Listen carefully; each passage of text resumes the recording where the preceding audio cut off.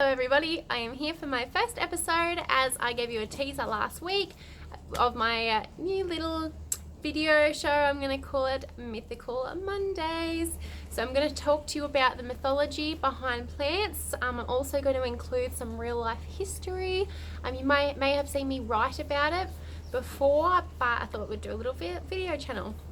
So the first one I'm going to talk to you about is this little plant here, and she is a mint plant. She's actually a chocolate plant, a chocolate mint plant. So she sort of smells like chocolate mint ice cream. So very nice. So what you might not know is the legend of how mint, the plant, became to be.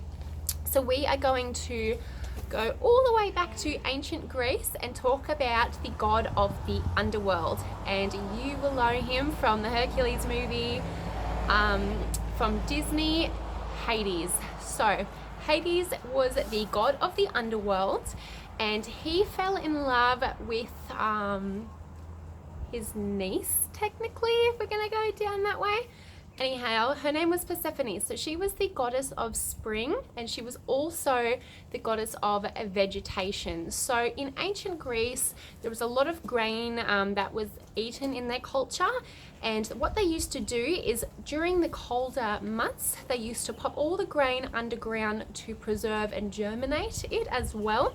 So this is where this story gets a little bit interesting in history. So basically, Persephone, I won't go right into the legend. Persephone is taken by Hades, and she has to live in the underworld for 6 months of the year, or as we know them in modern day terms, autumn and winter. So this is when obviously vegetation stops, spring isn't happening, so nothing is growing quite as usual. And in ancient Greece, it was because Persephone was in the underworld. So that's a little bit of a background information. So we'll fast forward to the actual story. So Persephone eventually did start falling in love with Hades, the god of the underworld. She had to spend 6 months a year there, and eventually she fell in love with him, and all was merry. And she obviously traveled back and forth. There are reasons for that, and as I said, I'm not going to go right into it, but yeah. So it was Persephone's time up in the real world, doing all the vegetation, spreading the love and everything on Earth.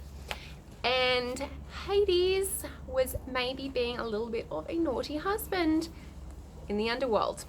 So when we think of the underworld, it is basically described as a wasteland. So I can imagine myself like very flat land, lots of marshes, and it's muddy and it's dark, and it's basically it's like an adaptation of what we would imagine hell would be like.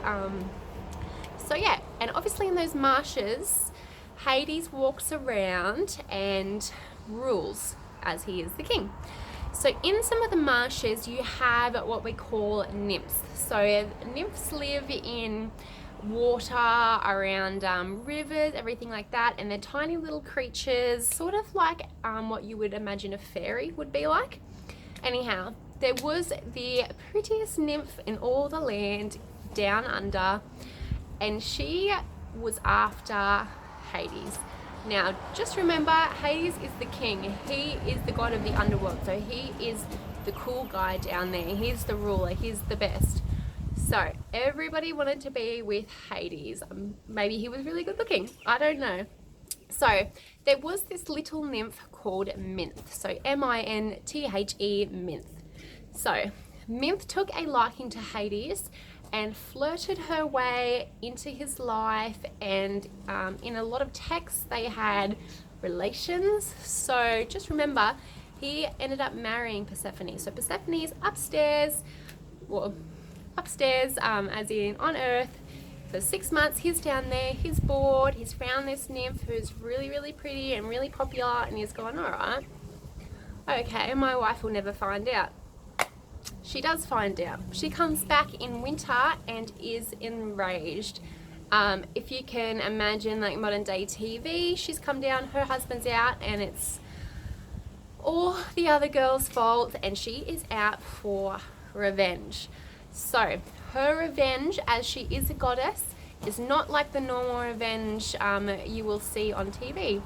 She actually was so angry that she turned Myth into the worst thing she could imagine as the goddess of spring, which is a weed. So Myth got transformed into the little plant we now call mint, and every single day anybody who walked by the marshes or the rivers would step on mint. And if you know anything about mint, you will know it grows predominantly around moist riverbanks, and that is where obviously everybody walks by. You've got all the cattle, anything we eat.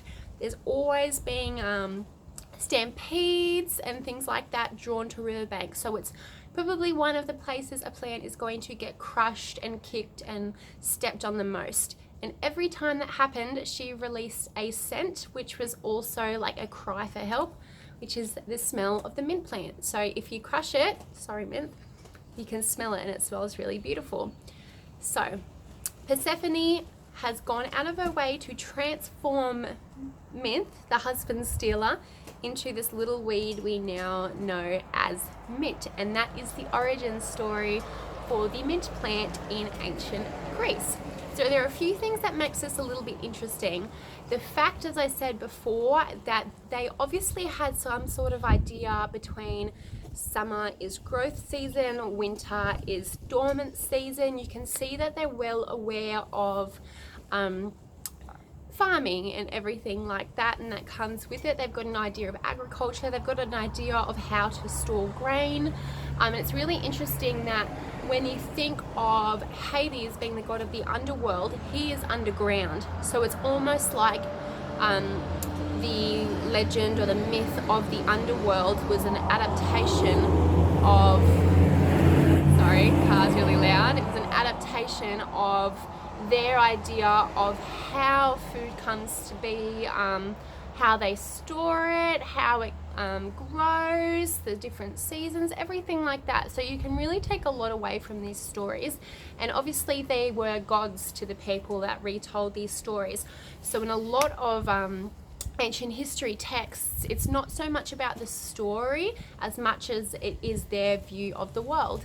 And I'm not sure if you guys know this, then I should have started with this. I actually studied my Bachelor of Health Science, so that was to become a naturopath. So when I was studying naturopathy, these are a lot of the things that we learned, and that's how I got so into plants, because it wasn't just about how to heal with medicine. It was origin stories from different cultures and all over the world from the beginning of time, and it's so interesting, and that's why I thought I'd share these videos with you.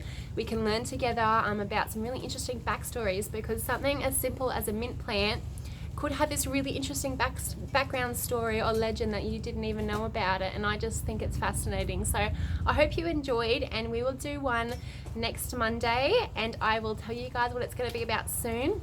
Tell me if you like this video and if it's something you'd like to hear about, and we'll keep studying the history of plants together. See you later.